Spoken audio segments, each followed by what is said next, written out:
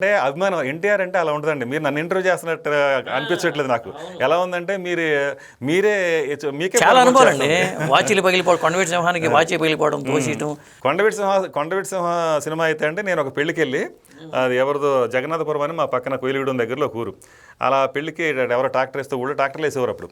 పెళ్ళిళ్ళు అంటే ట్రాక్టర్లు ఎక్కేయటమే. పెద్దవాళ్ళు వెళ్తారు, మేము కూడా పొలవమని ఎక్కేసేవాళ్ళం ట్రాక్టర్లు. నేను ఎక్కేసి అలాగే సెకండ్ షో ఆ కొండవీటి సింహం కొయిలిగూడెం రంగమహల్ థియేటర్లో చూసినండి. అలా మీరు ఏ సినిమా అయినా చెప్పండి, పలానా ఎన్టీఆర్ సినిమా పలానా థియేటర్లో పలానా ఊళ్ళో అని చెప్పగలం. సినిమా అంటే అది ఒక ఇదండి. నిజంగా సినిమాలు ఆ రోజుల్లో కంటిన్యూటీ ఉండేవి. మీకు గుర్తుందా?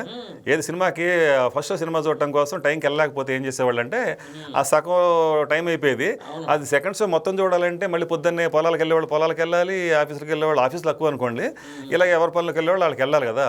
అలా వెళ్ళాలన్నప్పుడు నిద్ర సరిపోయేది కాదు కాబట్టి ఫస్ట్ షో సగం చూసినాడు, మిగతా సగం చూసి వెళ్ళిపోయేవాడు.